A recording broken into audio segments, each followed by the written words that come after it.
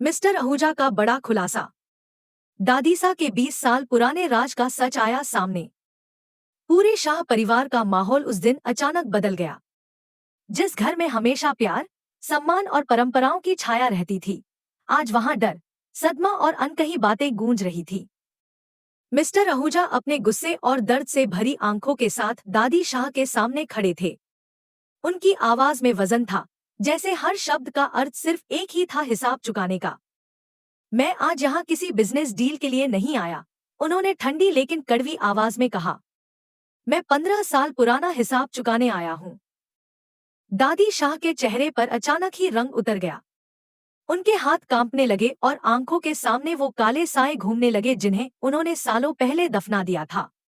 दादी शाह, जो हमेशा परिवार की ताकत और संस्कारों का प्रतीक मानी जाती थी, आज अपने अतीत की सबसे बड़ी सच्चाई से रूबरू होने वाली थी। मिस्टर आहूजा ने सीधे अरमान की नजरों में देखते हुए कहा, तुम्हारे दादा साहब की मेहनत और सपनों की पहचान, पोदार फॉर्म, अब मेरे पास है। और उसे लेने का मौका तुम्हें भी मिल सकता है, अगर तुम समझ सको कि इसके लिए तुम्हें क्या करना पड़ेगा। अरमान के दिल में एक अजीब सा झटका लगा। उसे पता था कि पोदार फॉर्म सिर्फ जमीन का टुकड़ा नहीं था, बल्कि उसके दादा साहब की मेहनत और सपनों की तस्वीर थी। वहीं घर के बाकी सदस्य चुपचाप इस दृश्य को देखते रहे। उनकी आंखों में भी डर और हैरानी साफ झलक रही थी।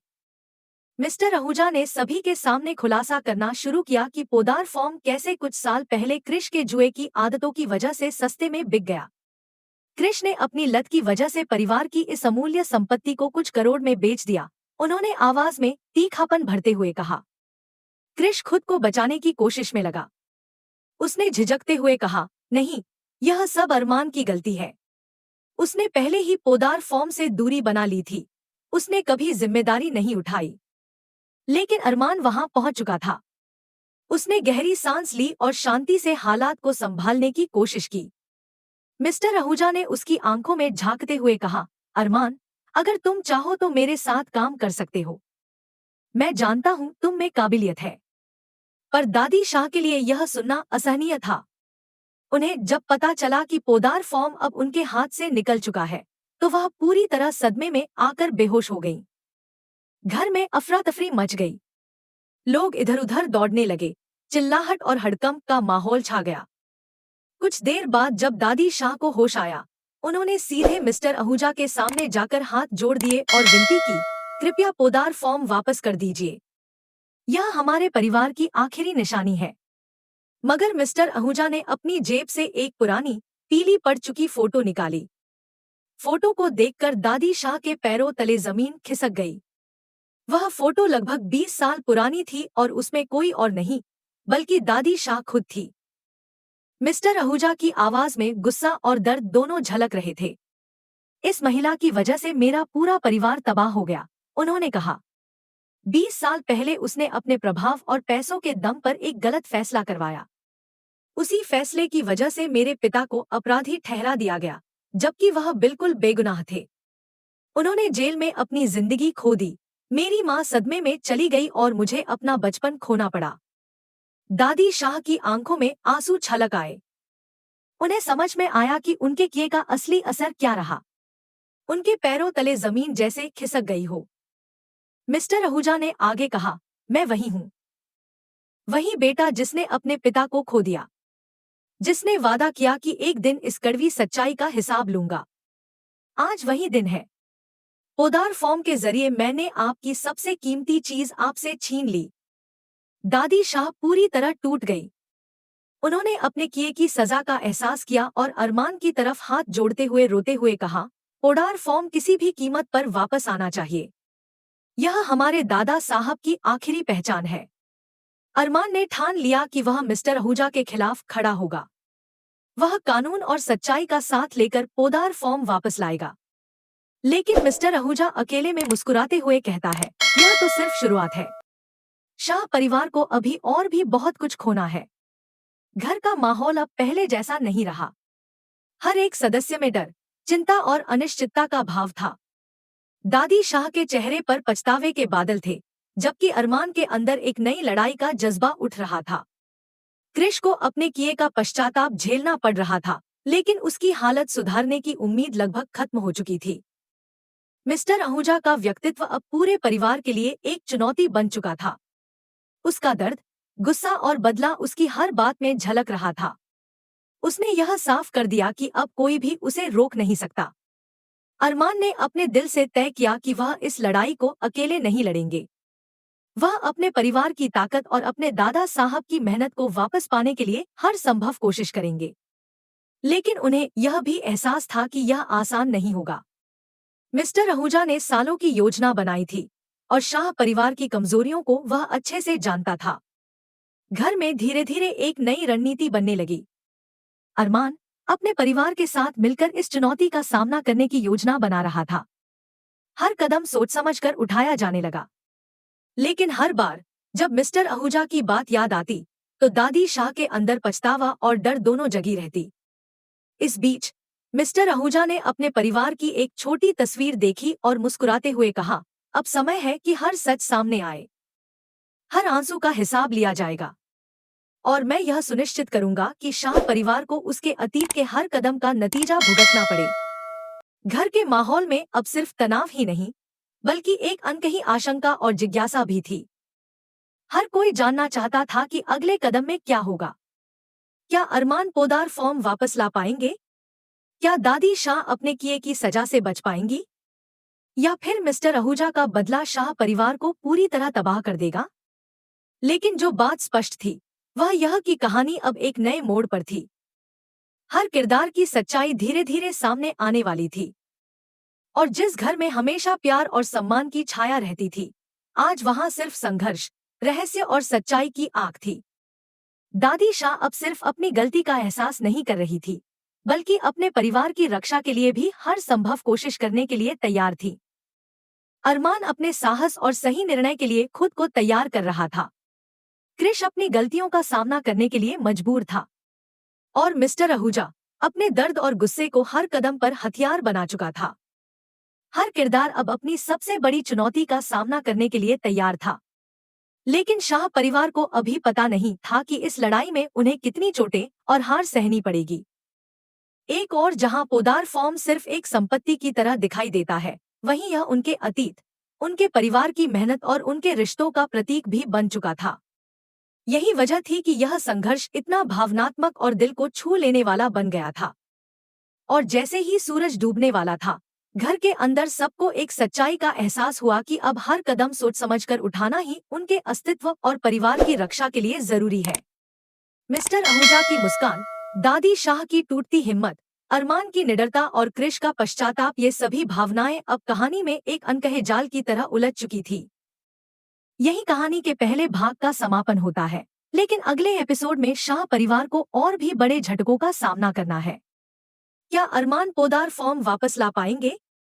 क्या दादी शाह अपने अतीत की गलती से बच पाएंगी? या फिर मिस्टर आहूजा का बदला पूरी तरह सब कुछ तबाह कर देगा? सिर्फ समय बताएगा। लेकिन एक बात तय है, अब शाह परिवार की जिंदगी पहले जैसी नहीं रहने वाली। ये रिश्ता क्या कहलाता है, कियारा की विदाई और अभीरा की नई उड़ान।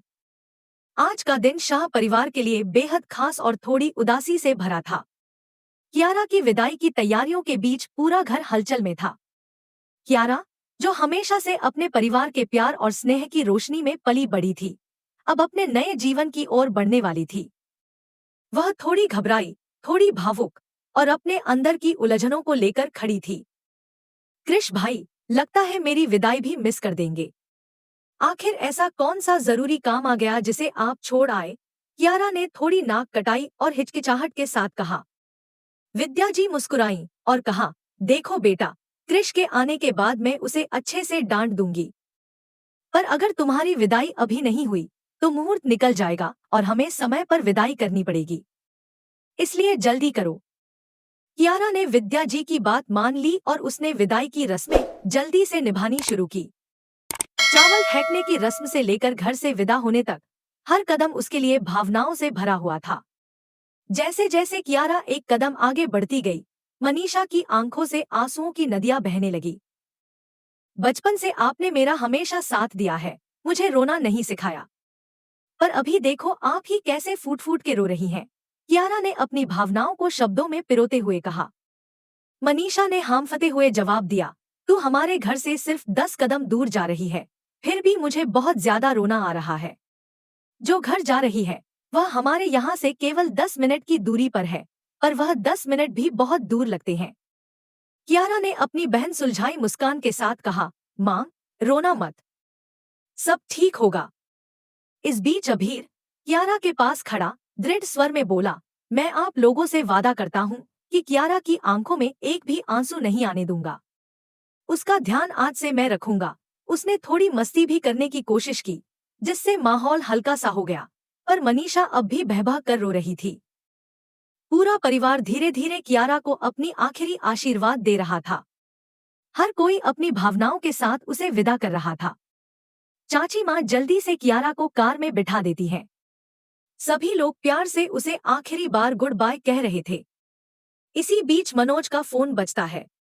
वह फोन उठाकर कहता है, मैंने तुझे कहा था ना कि मैं 2-3 दिन फोन में नहीं आऊंगा, कियारा की शादी है। लेकिन फोन पर सुनकर उसकी आवाज में शौक छलकता है। कृष्णा ने बताया कि कल से फॉर्म बंद होने वाला है और कितने दिनों के लिए, यह नहीं बताया। मनोज ने जल्दी से फोन रख दिया और खुद से कहा, मैं कुछ दिनों में ही फॉर्म ज्वाइन करूंगा। अभी मुझे पता नहीं, थोड़ी देर में पता करके बताता हूँ। दूसरी तरफ कियारा घर में एंट्री करती है। उसकी भाभी उसका स्वागत आरती की थाली से करती है। कियारा ने मुस्कुराते हुए अरमान को देखा और कहा, सब ठीक है भैया, पर आप क्या कर रहे हैं यहाँ? अरमान ने हंसते हुए कहा, अभी तो तुम मुझे नंदोई बुलाओगी और नंदोई की सेवा करनी होगी। जल्दी से आरती उतारो और अंदर आओ। कियारा ने थोड़ी नोकझोंक करते हुए कहा, अभी आप मुझे भाभी बुलाओगे? यह कितना अजीब हो गया। मायरा ने हंसते हुए कहा, फिर मैं तुम्हें मामी बुलाऊं या मासी? सबसे पहले मैं तुम्हारे पापा की बहन हूँ, मतलब मासी, फिर भाभी की तरह, और फिर मामू की वाइफ की तरह। चाची माँ ने हल्के से टोंट करते हुए कहा, वक्त आते ही तुम्हें सब रिश्ते समझ आएंगे। अरमान के हाथ में अचानक एक इनविटेशन कार्ड आता है। वह कार्ड वुमेन अचीवमेंट अवार्ड 2025 के लिए था और अभीरा शर्मा को नॉमिनेट किया गया था। अरमान खुशी और गर्व से बोला, आखिर तुम यह मुझे कब बताने वाली थी? अभीरा ने हंसते हुए कहा, घर में इतने सारे फंक्शन हैं, रिचुअल्स होने वाले हैं, समय नहीं था। अरमान ने गंभीर स्वर में कहा, तुमने गरीब औरतों के हक दिलाए, उनकी जमीन दिलाई, केस फ्री में लड़ा। अब यह अवार्ड तुम्हारा हक है। वहाँ टॉप डॉक्टर्स, बिजनेस वुमेन सब होंगे। यह अवार्ड सबसे ज्यादा तुम्हारे लिए है। अभीरा थोड़ी हिचकिचाई, लेकिन अरमान ने भरोसा दिलाया, मुझे पता है यह तुम्हारा सपना था। मेहनत करके यह मौका आया है। अब कदम न उठाओगी तो यह मौका दोबारा नहीं मिलेगा। अभीरा ने आखिरकार हामी भरी, ठीक है क्रिसमैन, तुम्हारे आगे कोई नहीं जीत सकता। अगर तुम चाहते हो तो मैं जाऊंगी, पर पक्का नहीं है कि अवार्ड मिलेगा। तभी क्रिश घर आते हैं। तानिया तालियों से उनका स्वागत करती है। वाओ, तुम्हें क्या लगा कि सब लोग इंतजार करेंगे? विदाई हो गई, शादी हो गई, लोग पूछ रहे थे। क्रिश ने बताया, मैंने सारे पैसे देकर यह मैटर खत्म किया। तानिया खुश हो जाती है और पूछती है, इतना पैसा कैसे? क्रिश कुछ नहीं कहता। कियारा थक गई थी और कहती है, ओफो, मुझे नीचे भी जाना है रस्मों के लिए, पर अब बहुत थक गई हूँ। अरमान आया और मुस्कुराते हुए कहा, 2 मिनट तो बैठ जा, कुछ नहीं होगा। कियारा और अरमान थोड़ी नोकझोंक करते हैं। कियारा को भरोसा नहीं होता कि अब वह पोदार हाउस में रह पाएगी। अरमान ने हंसते हुए कहा, हाँ, सोचा था कि हमारा नसीब अच्छा रहेगा और तू हमारे घर से चली जाएगी। अब सारा घर शांति से मिलेगा। कियारा फेक हंसी देते हुए कहती है, हो गया हंस लिया आपने, अब बचपन की बातें। अरमान ने कल्याण ज्वेलर्स का प्रीमियम नेकलेस सेट दिया। कियारा ने कहा, भाई इतना करने की जरूरत? अरमान ने भावुक होकर कहा, जब छोटी थी तब भी तुम्हें कंधे पर बैठा कर रखा। तुम मेरी बहन नहीं, मेरी बेटी जैसी हो। बेटियों को खुशियां कम ही मिलती हैं। यह नेकलेस भी तुम्हारी नई शुरुआत के लिए है। कियारा ने पहनते हुए कहा, भाई यह नेकलेस बहुत सुंदर है, मैं कितनी प्यारी लग रही हूँ। इस बीच वुमेन अचीवमेंट अवार्ड की शुरुआत होती है। होस्ट नॉमिनीज को एक एक करके बुलाता है। शाह परिवार की विदाई, प्यार, सम्मान और भावनाओं से भरी यह कहानी अब एक नए मोड़ पर थी। अभीरा के सपनों की उड़ान, कियारा की नई शुरुआत और अरमान का समर्थन, यह सब मिलकर एक भावनात्मक यात्रा का हिस्सा बन गया था। हर किरदार अब अपने अपने तरीके से अपनी जिम्मेदारी और प्यार निभाने के लिए तैयार था। यह रिश्ता क्या कहलाता है कि दुनिया अब बस एक नई कहानी की शुरुआत कर रही थी। आज का दिन वुमेन अचीवमेंट अवार्ड 2025 के लिए बहुत ही खास और रोमांचक था। स्टेज पर फर्स्ट नॉमिनी का नाम घोषित किया गया और वह कोई और नहीं बल्कि अभीरा शर्मा थी। पूरे हॉल में तालियों की गड़गड़ाहट और प्रशंसा की गूंज उठी। अभीरा, जो हमेशा से न्याय के लिए लड़ती आई थी, जिसने कई लोगों के केस फ्री में लड़े, अब इस सम्मान की ओर कदम बढ़ा रही थी। जैसे ही उसने कदम आगे बढ़ाया, उसका पैर कहीं अटक गया और वह गिरने ही वाली थी। लेकिन किस्मत और समय की खूबसूरती देखिए कि एक मरून कलर की ड्रेस में खड़ी महिला उसे संभाल लेती है। वह महिला मेहर, नॉमिनी में से एक और एक नई पहचान थी। अभीरा ने तुरंत धन्यवाद कहा और फिर अपनी सीट पर वापस बैठ गई। अब स्टेज पर नॉमिनी के नामों की घोषणा की प्रक्रिया शुरू हो गई। एक एक करके सभी का नाम लिया गया। इसी बीच मेहर, जो अभीरा के पास बैठी थी, धीरे से बोली, तुम्हारी माथे की बिंदी सही से सेट नहीं है। मेहर ने अपना फोन निकाला और कैमरे की मदद से ठीक कर दिया। अभीरा ने मुस्कुराते हुए कहा, थैंक यू। आखिरकार होस्ट ने घोषणा की कि वुमेन अचीवमेंट अवार्ड 2025 का विजेता मिस अभीरा शर्मा है। अभीरा के लिए यह विश्वास करने के लिए भी मुश्किल था। तालियों की गड़गड़ाहट और उत्साह के बीच उसने देखा कि मेहर अब वहां नहीं थी। उत्सुकता और थोड़ी चिंता के साथ अभीरा स्टेज पर गई और अवार्ड लेने के लिए कदम बढ़ाया। स्टेज पर खड़ी होकर उसने अपने दिल की बात कही, सबसे पहले मैं पूछना चाहती हूँ, क्या आपने कभी माउंट क्लाइंबिंग की है? माउंट क्लाइंबिंग के लिए आपको एक रस्सी चाहिए होती है, और आज मुझे यह अवार्ड पाने तक भी मेरी जिंदगी की रस्सी ही लेकर आई है। मेरी माँ, जो खुद एक लॉयर थी, उन्होंने मेरे लिए यह रास्ता बनाया। उन्होंने अपने सपनों को पूरा करते हुए मुझे यह अवसर दिया। और मेरी जिंदगी में मेरी सबसे मजबूत रस्सी मेरे पति अरमान है। उन्होंने हमेशा मेरी ढाल बनकर मेरा साथ दिया और मुझ पर भरोसा किया, जितना मुझे खुद पर भरोसा नहीं था। तीसरा स्तंभ मेरे परिवार की दादी और सासू माँ है, जिन्होंने मुझे हमेशा उड़ना सिखाया, कभी मुझे बांधकर नहीं रखा। यही वे सभी पिलर्स हैं, जिसकी वजह से मैं आज यहाँ खड़ी हूँ और यह अवार्ड जीत सकी। अभीरा की यह भावपूर्ण स्पीच सभी को भावुक कर गई। उसने अवार्ड अपने हाथ में लिया और फिर ध्यान दिया कि मेहर अब वहां दिखाई नहीं दे रही। उसे याद आया कि मेहर एक जानी मानी बिजनेस वुमेन है और उनका यह इंट्रोडक्शन बस इतना था कि वह अपने बिजनेस वुमेन के रूप में प्रसिद्ध हैं। अभीरा के मन में यह सवाल उठता है कि जो लड़की उसकी मदद के लिए आई थी, वह अब कहाँ गई? इसी समय पीर और कियारा की शादी के पोस्ट रिचुअल्स शुरू हो गए। सबसे पहले अंगूठी ढूंढने की रस्म। चाचे ने अंगूठी पतीले में डाल दी और सभी को ढूंढने के लिए कहा। कियारा और अभीरा ने अपनी आंखें बंद करके मायरा की हिम्मत और उत्साह के साथ अंगूठी ढूंढने की कोशिश की। अभीरा ने मजाक में पूछा, अच्छा मामू का क्या? मायरा ने हंसते हुए कहा, सेकंड पोजीशन भी बुरा नहीं है, फर्स्ट पोजीशन तो मासी की आएगी। अरमान, जो वहां खड़ा था, भगवान से प्रार्थना कर रहा था, प्लीज अभीरा को यह अवार्ड मिले, यही सबसे ज्यादा हकदार है। तभी अभीरा स्टेज पर पहुंची और अवार्ड को दिखाते हुए खुशी से चिल्लाई, देखो अरमान, मुझे यह ट्रॉफी मिल गई। अरमान की आंखों में गर्व और खुशी झलकती है। उसने कहा, देखा, मुझे पता था सबसे मोस्ट डिजर्विंग अवार्ड तुम्हें ही मिलेगा, पर तुम्हें मेरी बात पर भरोसा ही नहीं था। अभीरा खुशी से हक करती है, तभी अरमान का फोन बजता है। फोन उठाते ही उसे एक बड़ी सच्चाई का पता चलता है। वहीं दूसरी तरफ तान्या शॉक में है, क्योंकि कृष ने उसे बताया कि पैसे कहां से आए। घर का माहौल अचानक गंभीर और मायूस हो जाता है। दादीसा को यह सब सुनकर दिल का दर्द होता है। विद्या कहती है, हमारी बेटी की विदाई अच्छे से हुई, शादी भी अच्छे से निपटी। मनीषा कहती है, हाँ, हमें यह दुख थोड़ा कम करना चाहिए। फूफासा मनोज को समझाते हैं, कियारा के जाने से इतना दुख मत हो, शादी अच्छे से निपट गई है, सब कुछ ठीक चल रहा है। लेकिन मनोज चिंतित था, मैं क्रिश के लिए ज्यादा टेंशन में हूँ। सभी पूछते हैं, क्रिश के लिए क्यों? मनोज बताता है कि क्रिश ने फर्म बंद कर दी है। रीओपन कब होगा? क्यों बंद किया? कुछ भी स्पष्ट नहीं। तान्या पूछती है, घर में इतनी मायूसी क्यों? अभीरा जोर से चिल्लाकर कहती है, क्रिश बाहर आओ, मुझे तुमसे बात करनी है। दादी सा घबरा जाती है और पूछती है, क्यों इतनी गुस्से में हो? क्या हुआ? अभीरा बताने से मना करती है क्योंकि दादी सा का हार्ट प्रॉब्लम हो सकता है। वह कहती है, मैं आपको नहीं बता सकती, आपकी हेल्थ खराब हो जाएगी।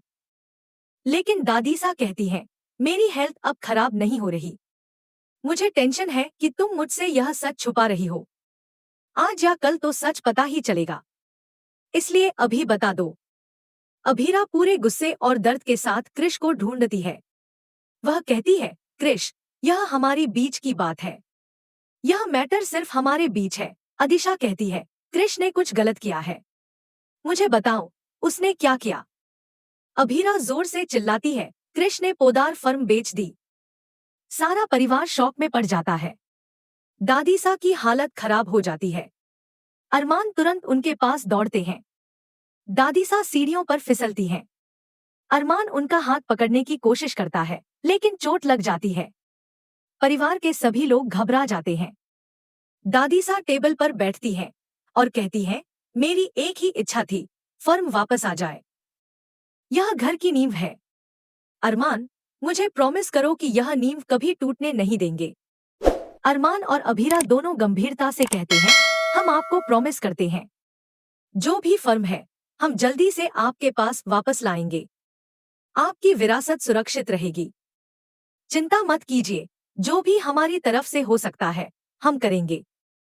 इस तरह शाह परिवार ने एक बार फिर अपने रिश्तों, जिम्मेदारियों और प्यार के साथ मिलकर संकट का सामना करने की कसम खाई। तो दोस्तों, यह थी आज की कहानी, ये रिश्ता क्या कहलाता है का रोमांचक एपिसोड। आपने देखा कि किस तरह शाह परिवार के रिश्ते, जिम्मेदारी और प्यार के बीच नए मोड़ आए।